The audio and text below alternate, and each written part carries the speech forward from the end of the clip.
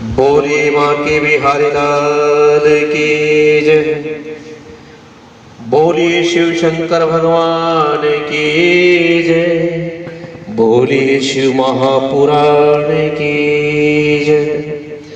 ओम श्री गणेशाय नमः। ओम श्री गुरुदेवभ्यो नमः। ओम श्री मात्र पितृ चरण कमलाभ्यो नमः। ओम श्री लक्ष्मी नारायणाभ्यो नमः। नमः पार्वती पते नमः। आइए महाराज, पूर्व में हमने कथा सुनी भगवान शिव के द्वारा महामृत्युंजय मंत्र का शुक्राचार्य को दान देना और मृत संजीवनी पाकर के शुक्राचार्य ने सभी दानवों को पुनर्जीवित किया और शुक्राचार्य भगवान शिव के द्वारा पुनः प्रकट हुए और भगवान शिव ने शुक्राचार्य को अपना पुत्र बनाया।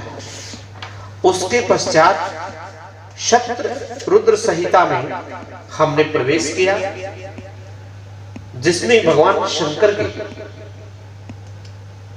अष्टमूर्तियों का तथा 4 अवतारों का 5 अवतारों का वर्णन सुना।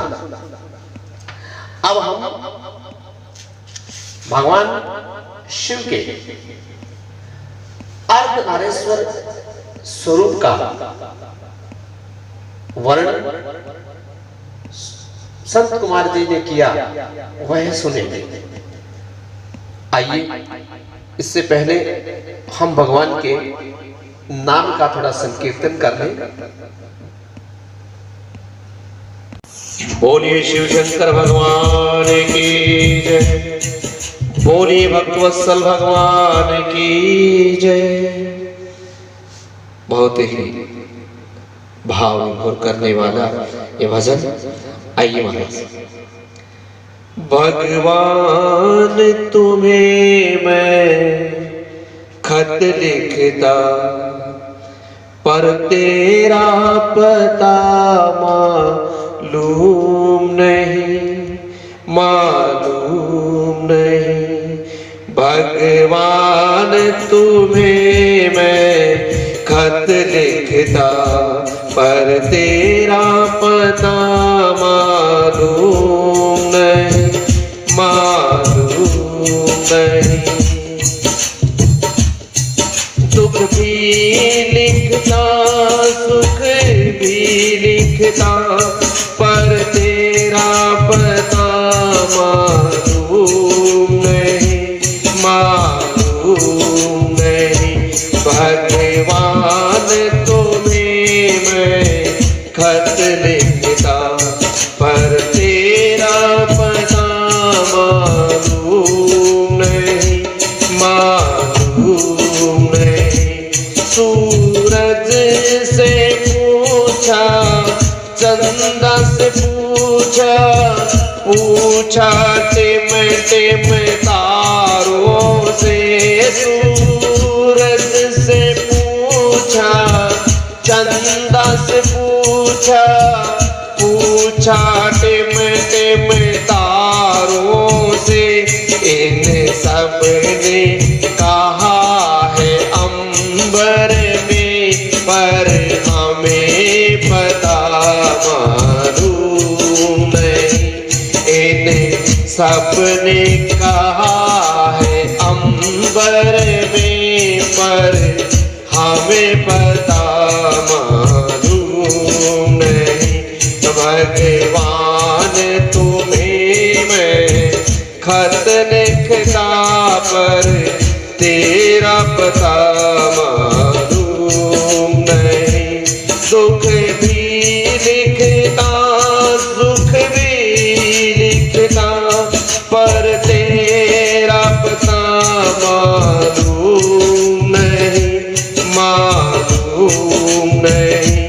भगवान तुम्हें मैं खत लिखता, पर तेरा पता मालूम नहीं, मालूम नहीं। फूलों से पूछा, कलियों से पूछा, पूछा बाग के माली से। फूलों से पूछा, कलियों से पूछा, पूछा बाग के माली से। इन सब ने कहा हर डाल पे है, पर हमें पता मालूम नहीं। इन सब ने कहा हर डाल पे है, पर हमें पता मालूम नहीं। भगवान तुम्हें मैं खत लिखता, पर तेरा पता मालूम नहीं। नदियों से पूछा, लहरों से पूछा, पूछा बहते झरनों से। नदियों से पूछा, लहरों से पूछा, पूछा बहते झरनों से। झरनों से कहा है सागर में, पर हमको पता मालूम नहीं। झरनों ने कहा है सागर में, पर हमको पता मालूम नहीं। भगवान तुम्हें मैं खत लिखता, पर तेरा पता मालूम नहीं। भगवान तुम्हें मैं खत लिखता, पर तेरा पता मालूम नहीं। साथियों से पूछा, संतों से पूछा, पूछा दुनिया के लोगों से। साथियों से पूछा, संतों से पूछा, पूछा दुनिया के लोगों से। उन सब ने कहा है हृदय में, पर अभी ढूंढा हमने भी नहीं। उन सब ने कहा है हृदय में, पर तुमने कभी ढूंढा ही नहीं। ओ भगवान तुम्हें मैं खत लिखता, पर तेरा पता मालूम नहीं। ओ भगवान तुम्हें मैं खत लिखता, पर तेरा पता मालूम नहीं, पर तेरा पता मालूम नहीं। बोलो शिव शंकर भगवान की जय, बोलिए शिव महापुराण की जय। आइए अब कथा में प्रवेश करते हैं।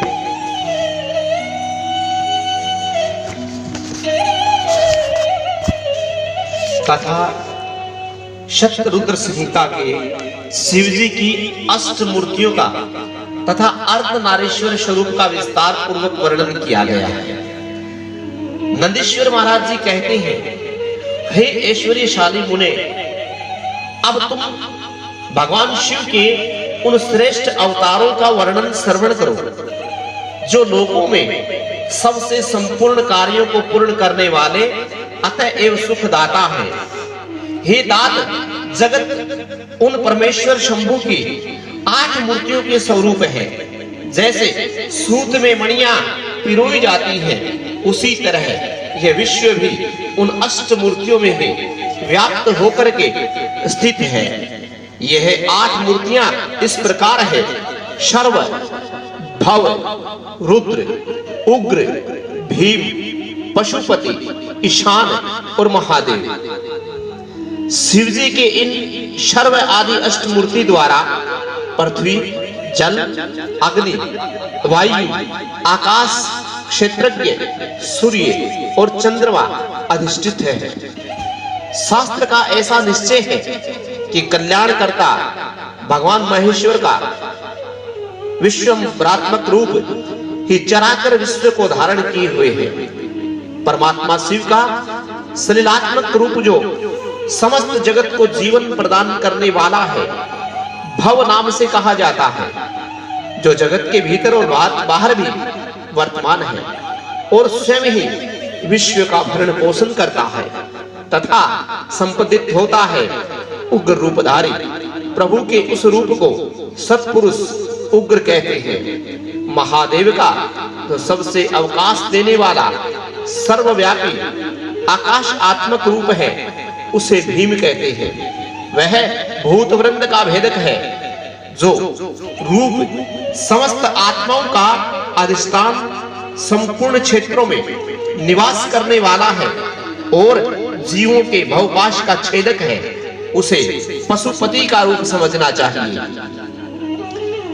भगवान महेश्वर का संपूर्ण जगत को प्रकाशित करने वाला जो सूर्य नामक रूप है, उसे ईशान कहते हैं। वह धूलोक में भ्रमण करता है।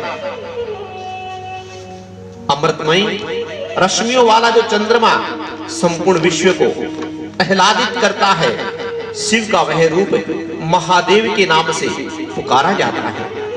आत्मा परमात्मा शिव का 8वां रूप है। यह मूर्ति अन्य मूर्तियों की व्यापिका है, इसीलिए सारा विश्व शिवमय है। जिस प्रकार वृक्ष के मूल को सींचने से उसकी शाखाएं पुष्पित हो जाती है, उसी तरह शिव का पूजन करने से शिव स्वरूप विश्व परिपुष्ट होता है। जैसे इस लोक में पुत्र पुत्र आदि को प्रसन्न देखकर पिता हर्षित होता है, उसी प्रकार विश्व को भलीभांति हर्षित देखकर के शंकर को आनंद होता है और भगवान शंकर को आनंद मिलता है। इसीलिए यदि कोई किसी को देहधारी को कष्ट देता है तो निसंदेह मानो उसने अष्टमूर्ति भगवान शिव का ही अनिष्ट किया है। सनत कुमार जी कहते हैं, इसी प्रकार भगवान शिव अपनी अष्टमूर्तियों द्वारा समस्त विश्व को अधिष्ठित करके विराजमान है। अतः तुम पूर्ण भक्ति भाव से उन परम कल्याण रुद्र का भजन करो। प्रिय संत कुमार जी, अब तुम शिव जी के अनुपम अर्धनारीश्वर स्वरूप का वर्णन करो। सुनो, महाप्रज्ञ यह रूप ब्रह्मा जी की कामनाओं को पूर्ण करने वाला है। सृष्टि के आदि में जब सृष्टिकर्ता ब्रह्मा द्वारा रची गई सारी प्रजाएं विषतार को प्राप्त हुई, तब ब्रह्मा उस दुख से दुखी होकर के चिंता कुल हो गए। उसी समय ये आकाशवाणी हुई कि ब्रह्मा अब मैथुनी सृष्टि की रचना करो। उस व्योमवाणी को सुनकर के ब्रह्मा ने सृष्टि उत्पन्न करने का विचार किया। इससे पहले नारियों का कुल ईशान से प्रकट ही नहीं हुआ था, इसलिए पद्मयोनि ब्रह्मा मैथुनी सृष्टि रचने में समर्थ न हो सके। तब वे यो सोच करके शंभु की कृपा से प्रजा उत्पन्न नहीं हो सकती, तप करने के उद्यत हुए। उसी समय ब्रह्मा पराशक्ति शिवा सहित परमेश्वर शिव का प्रेम पूर्वक हृदय में ध्यान करके घोर तप करने लगे। तदंतर तपो अनुष्ठान में लगे हुए ब्रह्मा के उस तीव्र तप से थोड़े ही समय में शिव शंकर भगवान प्रसन्न हो गए। तब वे कष्टहारी भगवान शंकर पूर्ण सच्चिदानंद की कामदा मूर्ति में प्रविष्ट होकर के अर्धनारीश्वर के रूप में ब्रह्मा के निकट प्रकट हो गए। और महादेव शंकर को पराशक्ति शिवा के साथ आया हुआ देख करके ब्रह्मा ने दंड की भांति भूमि पर लेट करके उन्हें प्रणाम किया और फिर वे हाथ जोड़ करके स्तुति करने लगे। तब विश्वकर्ता देव आदि देव महादेव महेश्वर परम प्रसन्न होकर के ब्रह्मा से मेघ किसी गंभीर वाणी में कहने लगे कि महाभागवत, मेरे प्यारे पुत्र पितामह, मुझे तुम्हारा सारा मनोरथ पूर्णतया ज्ञात हो गया। तुमने जो इस समय प्रजाओं की वृद्धि के लिए घोर तप किया है, तुम्हारे उस तप से प्रसन्न हो गया हूं और तुम्हें तुम्हारा अभिष्ट वर प्रदान करूंगा। यूं स्वभाव से ही मधुर तथा परम उदार वचन कह करके शिव जी ने अपने शरीर के अर्ध भाग से शिवा देवी को पृथक कर दिया। तब शिव के पृथक होकर प्रकट हुई उन परम शक्ति को देख करके ब्रह्मा विनम्र भाव ब्रह्मा ने कहा, प्रार्थना कर लेने लगे। और ब्रह्मा ने कहा, हे शिवे, सृष्टि के प्रारंभ में तुम्हारे पति देवाधिदेव परमात्मा शंभु ने मेरी सृष्टि की थी और मेरे द्वारा सारी प्रजाओं की रचना की थी। हे शिवे, अब मैंने देवता आदि समस्त प्रजाओं को मानसिक सृष्टि की है, परंतु बारंबार रचना करने पर भी उनकी सिद्धि नहीं हो रही है। अतः अब मैं स्त्री पुरुष से उत्पन्न होने वाली सृष्टि का निर्माण करके अपनी सारी प्रजाओं की वृद्धि करना चाहता हूं, किंतु अभी तक तुमसे अक्षय नारी कुल का प्राकट्य नहीं हुआ है। इसी कारण नारी कुल की सृष्टि करना मेरी शक्ति से बाहर है। चूंकि सारी शक्तियों का उद्गमन तुम ही हो, इसीलिए मैं तुम अखिलेश्वरी परम शक्ति से प्रार्थना करता हूं। हे शिवे, मैं तुम्हें नमस्कार करता हूं। तुम मुझे नारी कुल की सृष्टि करने के लिए शक्ति प्रदान करो, क्योंकि हे शिवे, इसी तो तुम चराचर जगत की उत्पत्ति का कारण समझो। वर देवेश्वरी, मैं तुमसे एक और वर की याचना करता हूँ। हे जगन्मात, आप कृपा करके उसे भी मुझे दीजिए। मैं तुम्हारे चरणों में नमस्कार करता हूँ। वह ये वर है कि हे सर्वव्यापिनी जगत जननी, तुम चराचर जगत की वृद्धि के लिए अपने एक सर्व समर्थ रूप में मेरे पुत्र दक्ष की पुत्री बन जाओ। ब्रह्मा के द्वारा यो याचना किए जाने पर परमेश्वरी देवी शिवा ने तथास्तु कहकर ऐसा ही होगा कह करके वह शक्ति ब्रह्मा को प्रदान कर दी। और सुंदरा जगन्मयी शिव शक्ति शिवा देवी ने अपनी बोहों के मध्य भाग से अपने ही समान प्रभाव वाली एक शक्ति की रचना की। उस शक्ति को देख करके देव श्रेष्ठ भगवान शंकर, जो लीलाकारी कष्टहारी कृपा के सागर हैं, हंसते हुए जगदम्बिका से कहने लगे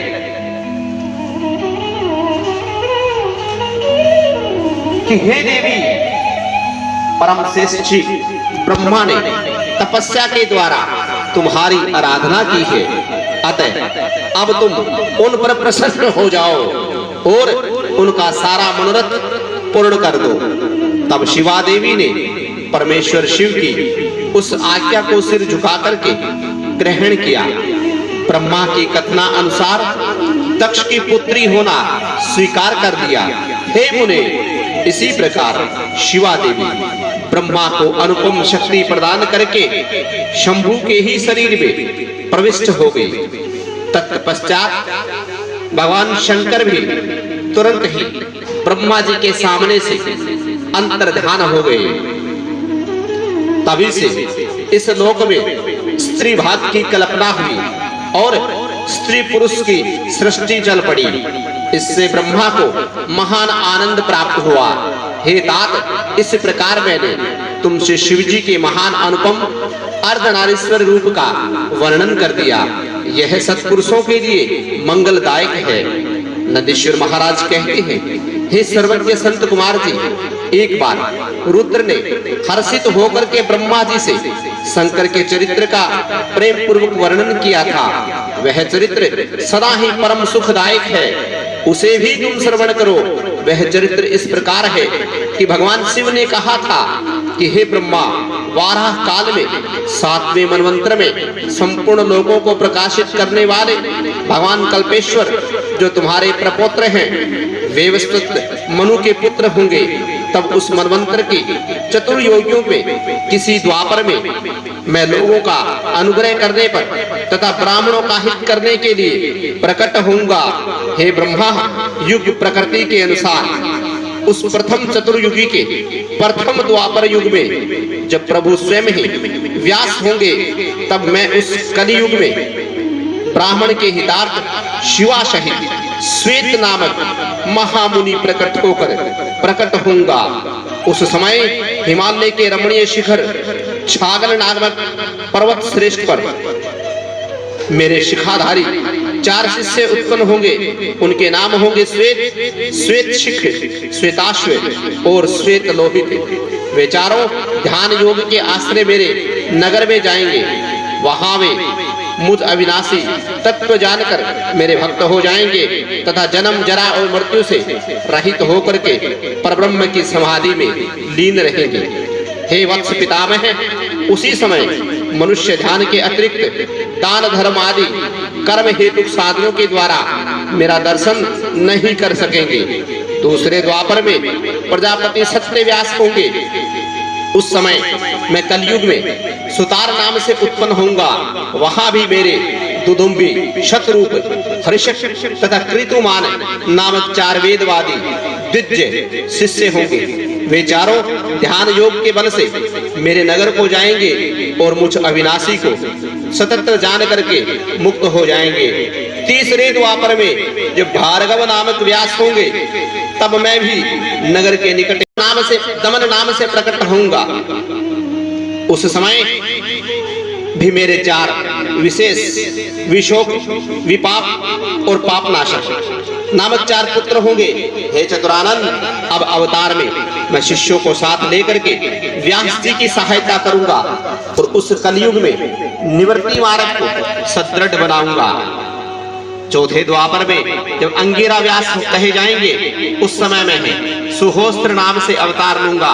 उसी समय भी मेरे यहाँ 4 योग साधक धर्मात्मा पुत्र होंगे। ब्राह्मण, उनके नाम सुमुख, दुर्मुख, दुर्दम और द्रुतिक्रम। उस अवसर पर इन शिष्यों के साथ में व्यास की सहायता में लगा रहूंगा। 5वें द्वापर में सविता व्यास नाम से कहे जाएंगे। तब मैं कंक नामक महातपस्वी योगी कहूंगा। हे ब्राह्मण, वहां भी मेरे 4 योग साधक महात्मा पुत्र होंगे। उनके नाम होंगे सनक, सनातन, प्रभाव, सनंदन और सर्वव्यापी, निर्मल तथा अहंकार रहित सनंद कुमार।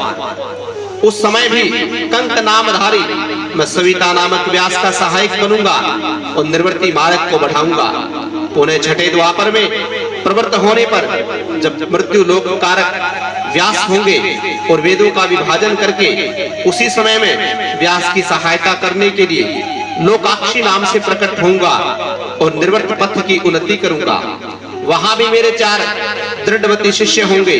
उनके नाम होंगे सुधामा, विरजा, संजय और विजय। विधे 7वें द्वापर के आरंभ में जब सत्यक्रतु नामक व्यास होंगे, उस समय भी मैं योग मार्ग में परम निपुण जोगेश्वर नाम से प्रकट होऊंगा और काशीपुर के गुफा के अंदर दिव्य देश में कुशासन पर बैठकर योग को सदृढ़ बनाऊंगा तथा सत्यक्रतु नाम के व्यास की सहायता और संसार भय के भक्तों का उद्धार करूंगा। उस युग में भी मेरे शाश्वत योगीश, मेघवाह और सुवाहन नामक 4 पुत्र होंगे। 8वें द्वापर के आने पर मुनीश्वर विशिष्ट वेदों का विभाजन करने वाले वेद व्यास होंगे। योगी वितम, उस युग में भी मैं दधिवाहन नाम से अवतार लूंगा और व्यास की सहायता करूंगा। उसी समय कपिल, आसुर, पंचशिखा, शावल्ब नाम वाले मेरे 4 योगी उत्पन्न पुत्र होंगे, जो मेरे ही समान बलशाली होंगे। हे ब्राह्मण, नवी चतुर्युगी में, द्वापर युग में मुनि श्रेष्ठ सारस्वत व्यास नाम से प्रसिद्ध होंगे। उन व्यास के निर्वृत्ति मार्ग की वृद्धि के लिए ध्यान करने पर मैं वृषभ नाम से अवतार लूंगा। उसी समय पराशर, गर्ग, भार्गव तथा गिरीश नाम के 4 महायोगी मेरे शिष्य होंगे। हे प्रजापते, उनके सहयोग से मैं योग मार्ग को सुदृढ़ बनाऊंगा। सन्मुने, इसी प्रकार मैं व्यास का सहायक बनूंगा। हे ब्राह्मण, उसी रूप में बहुत से दुखी भक्तों का दया करके उनको भवसागर से उद्धार करूंगा। मेरा वह वृषभ नामक अवतार योग मार्ग का प्रवर्तक, सारस्वत व्यास को मन को संतोष देने वाला, नाना प्रकार की रक्षा करने वाला होगा। उस अवतार में मैं भद्रायु नामक राजकुमार को, जो विश्व दोष के मर जाने के कारण पिता द्वारा त्याग किया जाएगा, जीवन प्रदान करूंगा।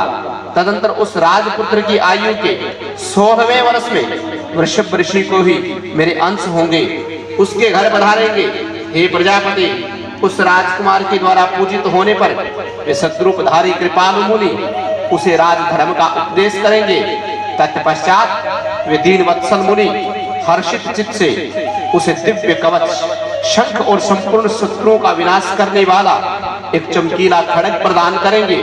फिर कृपा पूर्वक उसके शरीर पर भस्म लगाकर उसे 12,000 हाथियों का बल प्रदान करेंगे।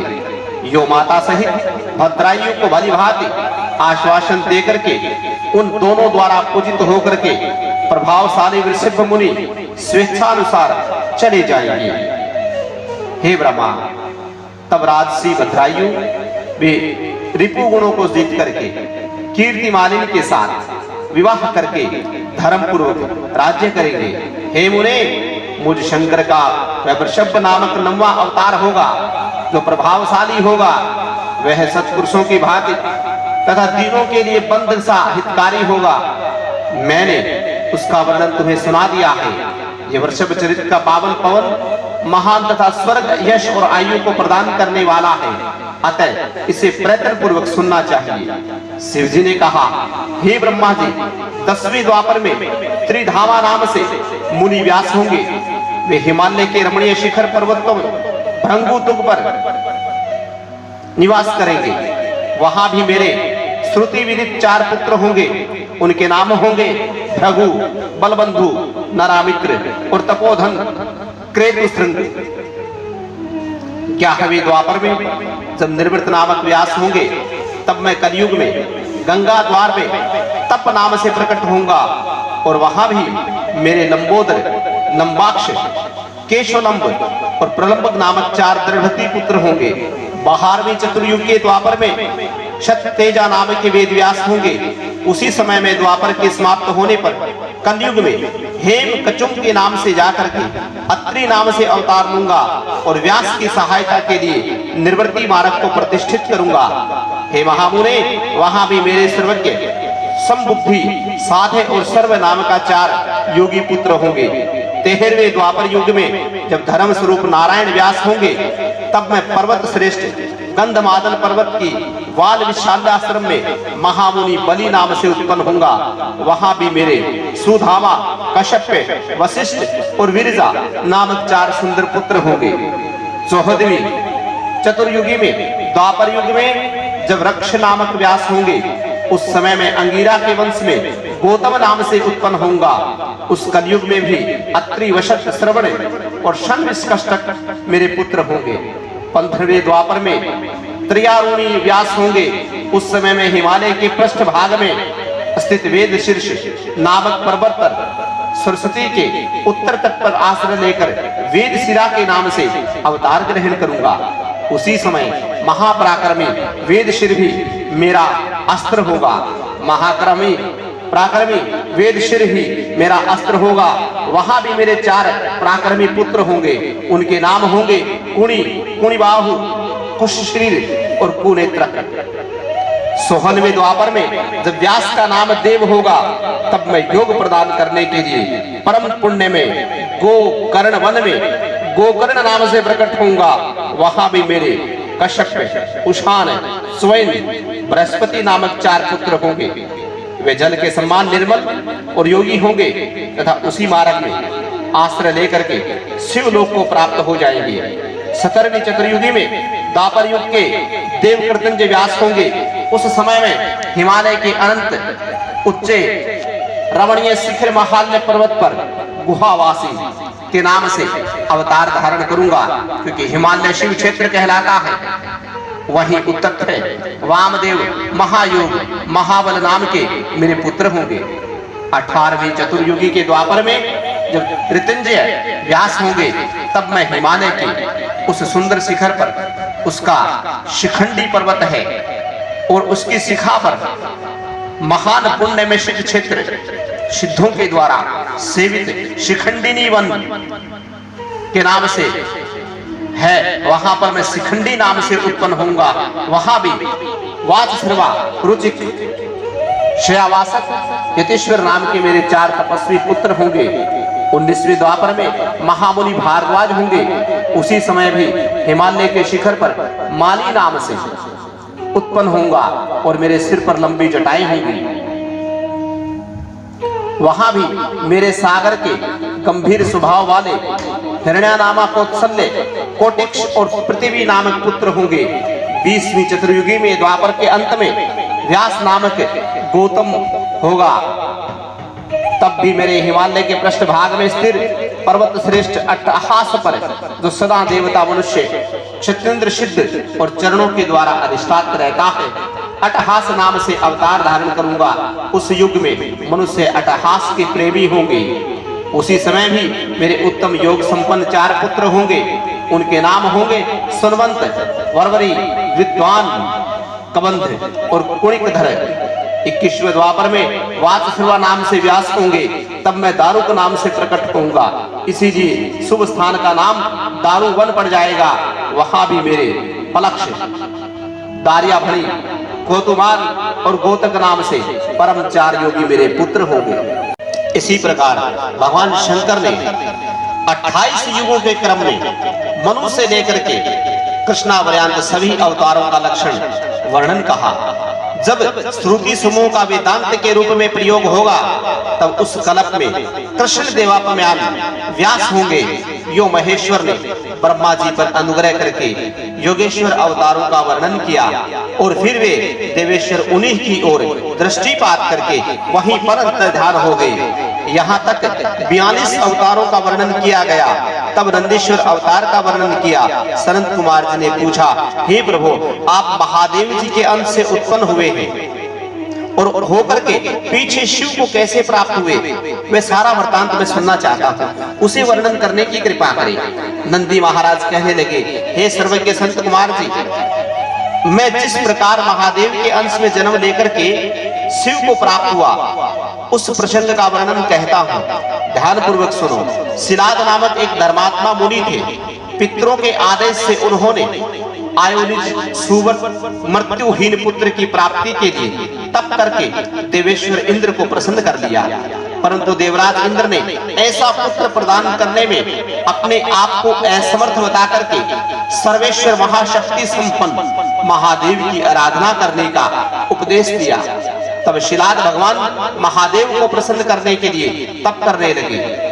उनके तप से प्रसन्न होकर के महादेव यहाँ पधारे और महासमाधि गमन शिलाद को थपथपा कर जगाया। तब शिलाद ने शिव का सत्वन किया और भगवान शिव ने उन्हें वरदान देने हेतु उन पर कहा कि हे प्रभु, मैं आपके ही सम्मान मृत्युहीन अयोनिज पुत्र चाहता हूँ। तब शिव जी प्रसन्न होकर के कहने लगे, तपोधन विप्र, पूर्व काल में ब्रह्मा जी ने मुनियों के तथा बड़े बड़े देवताओं में मेरे अवतार धारण कर लिए, तपस्या के द्वारा मेरी आराधना की थी। इसीलिए हे मुने, यद्यपि मैं सारे जगत का पिता हूँ, फिर भी तुम मेरे पिता बनोगे और मैं तुम्हारा अयोनिज पुत्र होकर के तथा मेरा नाम नंदी होगा। नंदीश्वर महाराज कहते हैं कि कृपालु शंकर ने अपने चरणों में प्रणिपात करके सामने खड़े हुए शिलाद मुनि की ओर कृपा दृष्टि करके देखा और उन्हें ऐसा आदेश दिया, वे तुरंत ही उमा सहित वहीं पर अंतर्धान हो गए। महादेव जी चले जाने के पश्चात महामुनि शिलाद ने अपने आश्रम में आकर ऋषियों को वह सारा वृतांत सुनाया। कुछ समय बीत जाने के बाद जब यज्ञवेता श्रेष्ठ मेरे पिताजी यज्ञ करके यज्ञ क्षेत्र से जोत रहे थे, उसी समय शंभु की आज्ञा से यज्ञ के पर्व की उनके शरीर से उत्पन्न हो गया। उसी समय मेरे शरीर की प्रभा युगंत कालिनी अग्नि के समान थी। तब सारी दिशाओं में प्रसन्नता छा गई और शिलाद मुनि की भी बड़ी प्रशंसा हुई।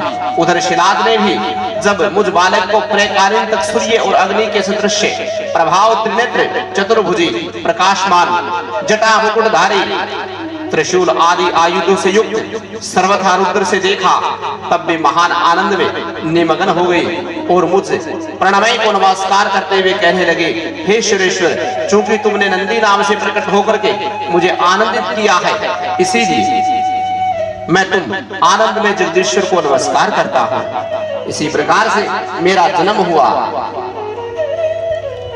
अब नंदीश्वर महाराज कहते हैं, हे मुने, वन में जाकर मैंने एकांत स्थान में अपना आसन लगाया और उत्तम बुद्धि का आश्रय लेकर उग्र तप से मैं प्रवृत्त हुआ, जो बड़े बड़े मुनियों के लिए भी दुष्कर था। उसी समय मैं नंदी के पावन उत्तर तट पर सदृढ़ से ध्यान लगाकर बैठ गया और एकाग्रता के साथ समाहित मन से अपने हृदय कमल के मध्य भाग में 3 नेत्र 10 भुजा और 5 मुख वाले शांति स्वरूप देवाधिदेव सदाशिव का ध्यान करके रुद्र मंत्र का जाप करने लगा।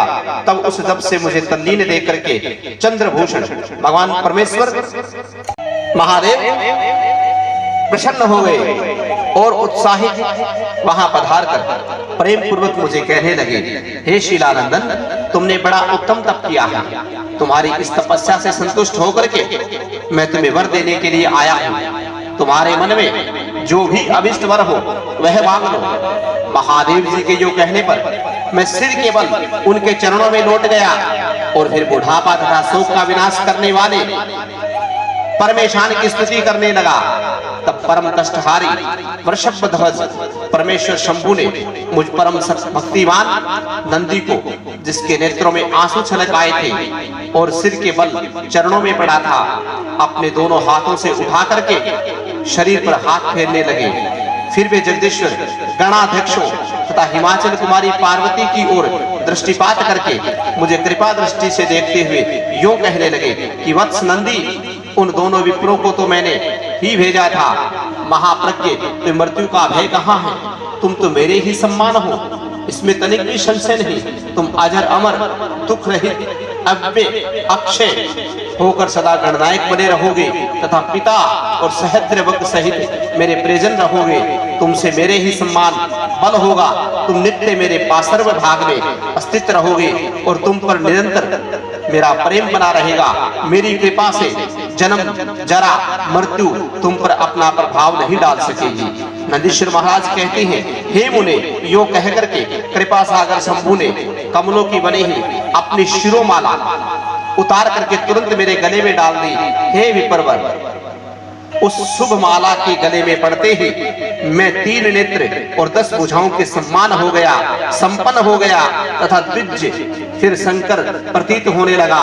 तदंतर परमेश्वर शिव ने मेरा हाथ पकड़ते ही पूछा, बताओ अब तुम्हें कौन सा उत्तम वर दूं?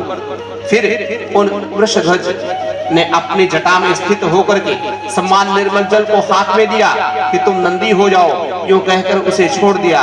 तब वह जल उत्तम ढंग से बहने वाली स्वच्छ जल से परिपूर्ण महान वेगशालिनी दिव्य रूपा 5 सुंदर नदियों में के रूप में प्रवृत्त हो गई। उनके नाम है जटोदका, त्रिस्त्रोत्र, वृषध्वनि, स्वर्णोदका और जम्बू नदी। हे मुने, ये पंचनद शिव के पृष्ठभाग की भांति परम शुभ है। माहेश्वर के निकट उसका नाम लेने से ये परम पावन हो जाता है। जो मनुष्य पंचनद पर जाकर के स्नान और जप करके परमेश्वर शिव का पूजन करता है, वह शिव सादृश्य हो प्राप्त कर लेता है। इसमें कभी भी संचय नहीं। तत्पश्चात शंभु ने उमा से कहा, हे अव्यय, मैं नंदी का अभिषेक करके उसे गणा अध्यक्ष बनाना चाहता हूँ। इस विषय में तुम्हारी क्या राय है? उमा कहने लगी, हे देवेश, आप नंदी को गणाध्यक्ष प्रदान कर सकते हैं, क्योंकि परमेश्वर ये शीलानंदन मेरे लिए पुत्र सरीखा है, इसलिए हे नाथ ये मुझे बहुत प्यारा है।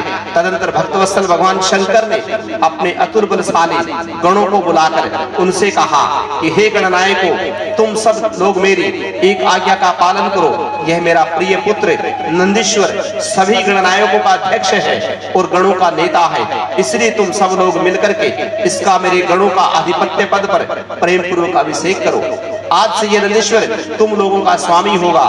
नंदीश्वर कहते हैं, मैंने भगवान शंकर के इस कथन पर सभी गणनायकों ने एवं अस्तु कह करके उसे स्वीकार किया और वे सामग्री जुटाने लगे। तब देवता और मनुष्य मिलकर के मेरा अभिषेक किया। ईश्वर ने कहा, सतपुत्र, ये तुम्हारी प्रिया सुयसा और तुम मेरी बात सुनो। तुम मेरे परम प्रिय हो, अतः मैं स्नेह पूर्वक तुम्हें मनवांछित वरद प्रदान करूंगा। गणेश्वर नंदीश देवी पार्वती सहित मैं तुम पर सदा संतुष्ट रहूंगा। इसलिए हे वत्स, तुम मेरा उत्तम वचन श्रवण करो। तुम मेरे अटूट प्रेमी, विशिष्ट परम ऐश्वर्य संपन्न, महायोगी, महान धनुर्धारी, अजय, सबको जीतने वाले, महाबली और सदा पूजे रहोगे। आज जहां मैं रहूंगा वहां तुम्हारी स्थिति रहेगी और जहां तुम रहोगे वहां मैं उपस्थित रहूंगा। यही दशा तुम्हारे पिता और पितामह की भी होगी। हे पुत्र, तुम्हारे ये महाबली पिता परम ऐश्वर्यशाली मेरे भक्त और गणाध्यक्ष होंगे। हे वत्स, ये ही नियम तुम्हारे पितामह पर लागू होंगे। अनंत में तुम सब लोग मुझ में ही वरदान प्राप्त करके मेरा सानिध्य प्राप्त करोगे। इसी प्रकार से भगवान शंकर ने नंदी को और मां पार्वती ने नंदीश्वर को अपना प्रमुख गण बनाया और गणाध्यक्षों में उनकी गिनती हुई। आज भी भगवान शंकर से पहले गणों की पूजा की जाती है, जिनमें विशेष पूजा नंदीश्वर की होती है। आगे काल भैरव का महात्म्य, विश्वनाथ की तपस्या और शिव जी का प्रसन्न होकर के उनकी पत्नी सुचिमती के गर्भ से उनके पुत्र के रूप में प्रकट होने का उन्हें वरदान देने की कथा कहते हैं। तदनंतर भगवान शंकर ने काल भैरव का अवतार वर्णन करके नंदीश्वर से कहा कि हे महामुने, परमेश्वर शिव उत्तम लीलाएं रचने वाले तथा सत्पुरुषों के प्रेमी हैं। उन्होंने मार्गशीर्ष मास के कृष्ण पक्ष की अष्टमी को काल भैरव के रूप में अवतार लिया था। इसलिए जो मनुष्य मार्गशीर्ष मास की कृष्णा अष्टमी को काल भैरव के सन्निकट उपवास करके रात्रि में जागरण करता है, वह समस्त पापों से मुक्त हो जाता है। जो मनुष्य अनंतर भी भक्ति पूर्वक जागरण सहित इस व्रत का अनुष्ठान करेगा, वह भी महापापों से मुक्त होकर के सद्गति को प्राप्त हो जाएगा। और वह प्राणी लाखों प्राणियों के जन्म से किए हुए पाप जो है, वे भी सब के सब काल भैरव के दर्शन करने से निर्मल हो जाते हैं। जो मनुष्य काल भैरव के भक्तों का अनिष्ट करता है, वह इस जन्म में दुखी भोग करके पुनः दुर्गति को प्राप्त होता है। जो लोग विश्वनाथ के तो भक्त हैं, परंतु काल भैरव की भक्ति नहीं करते, उन्हें महान दुख की प्राप्ति होती है। काशी में तो इसका विशेष प्रभाव पड़ता है। जो मनुष्य वाराणसी में निवास करके काल भैरव का भजन नहीं करता, उसके पाप शुक्ल पक्ष के चंद्रमा की भांति बढ़ते रहते हैं। जो काशी में प्रत्येक भोमवार की कृष्णा अष्टमी के दिन कालराज का भजन पूजन नहीं करता, उसका पुण्य कृष्ण पक्ष के चंद्रमा के सम्मान धीरे धीरे क्षीण हो जाता है। तदंतर नंदीश्वर ने वीरभद्र तथा सर्वभातृ वृतांत कहना सुनाया। ब्रह्मपुत्र भगवान शिव जिस प्रकार प्रसन्न होकर के विश्वानर मुनि के घर अवतीर्ण हुए थे, शशि मौलिक उस चरित्र को तुम प्रेम पूर्वक श्रवण करो। उस समय के तेज की निधि अग्नि रूप सर्वात्मा परम प्रभु शिव अग्निलोक के अधिपति के रूप से ग्रहपति नाम से अवतीर्ण हुए थे। पूर्व काल की बात है, नर्मदा के रमणीय तट पर नरमपुर नाम का एक नगर था। उसी नगर में विश्वानर नाम के एक मुनि निवास किया करते थे। उनका जन्म शांडिल्य गोत्र में हुआ था। वे परम पावन पुण्य आत्मा, शिव भक्त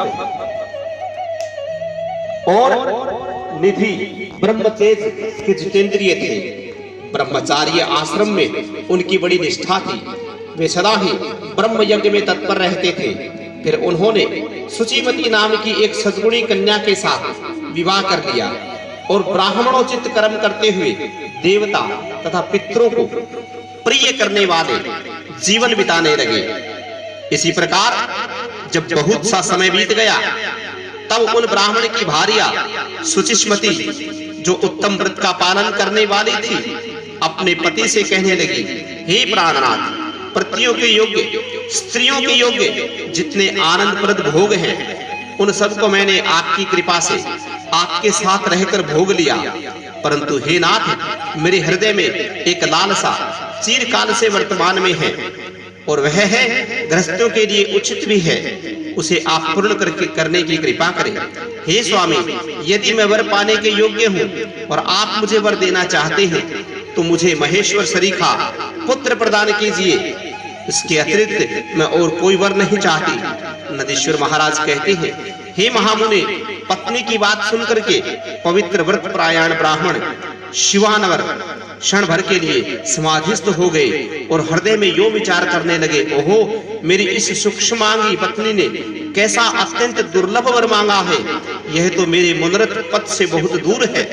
अच्छा, शिव जी तो सब पर कुछ करने में समर्थ है। ऐसा प्रतीत होता है मानो उन शंभु ने ही इसके मुख से बैठ करके वाणी के रूप में यह बात कही है, अन्यथा दूसरा कौन ऐसा करने में सामर्थ है।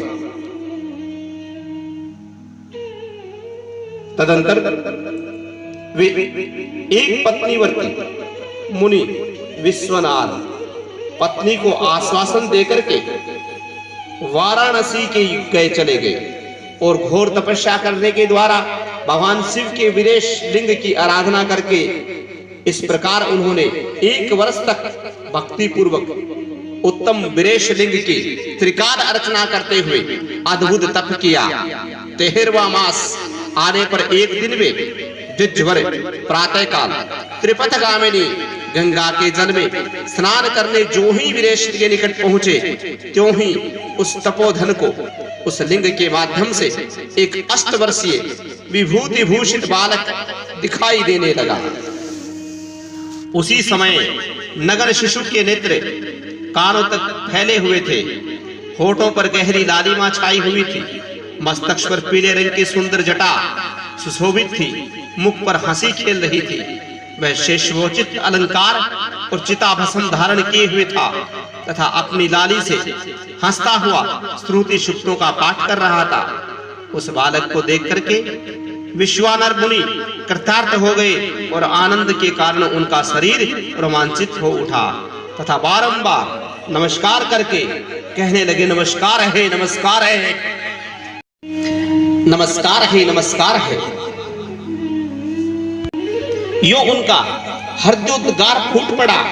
फिर वे अभिलाषा पूर्ण करने वाले 8 पद्मों द्वारा बाल रूपधारी परम आनंद स्वरूप शंभु का सत्वन करते हुए कहने लगे कि हे भगवान, आप ही एकमात्र अद्वितीय ब्रह्म हैं।